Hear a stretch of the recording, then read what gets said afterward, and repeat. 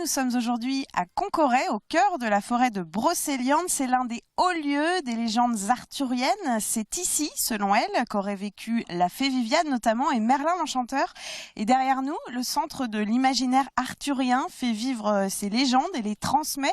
Je dis derrière nous parce que c'est ici, dans ce château de Compère, qu'est installée votre association. Bonjour Nicolas Mezzalira. Bonjour. Vous êtes donc le directeur de cette association. Vous êtes conteur au départ. Vous êtes très attaché à ces traditions orales.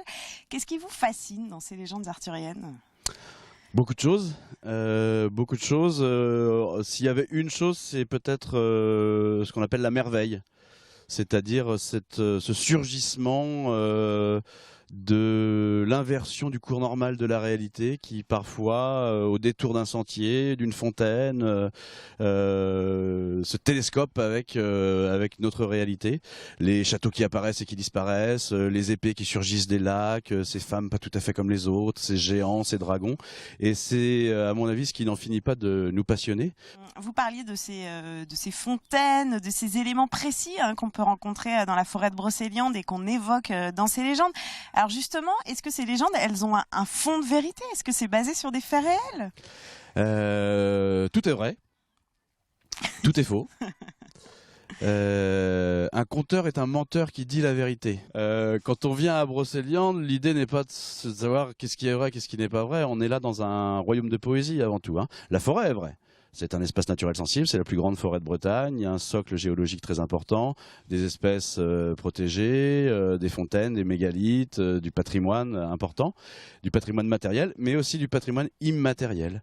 De la littérature orale sédimentée depuis des milliers d'années qui continue à s'inventer aujourd'hui.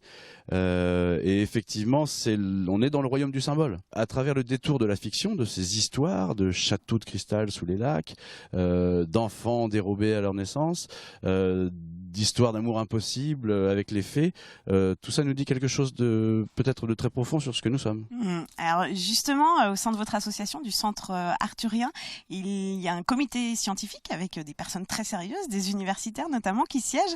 Quelle est leur mission ? De vérifier qu'on ne dit pas trop de bêtises. Le Centre arthurien, depuis le 88, se veut agir dans deux directions. Une artistique, pour diffuser, encourager la création autour de ces mondes-là, dans toutes les disciplines. Et puis, une jambe, j'allais dire, deux jambes pour marcher, une jambe plus scientifique, plus rigoureuse, pour expliquer d'où viennent ces légendes, de quoi elles sont faites, comment elles se transmettent, comment elles traversent les siècles et comment elles arrivent jusqu'à aujourd'hui. Donc là, on parle de mythologie, d'anthropologie, de littérature médiévale, bien sûr, d'histoire, pourquoi pas. L'idée, c'est aussi c'est un peu prétentieux, mais d'être un peu les gardiens du temple de Brocéliande. C'est un bien grand mot. Merci beaucoup, Nicolas Mezzalira.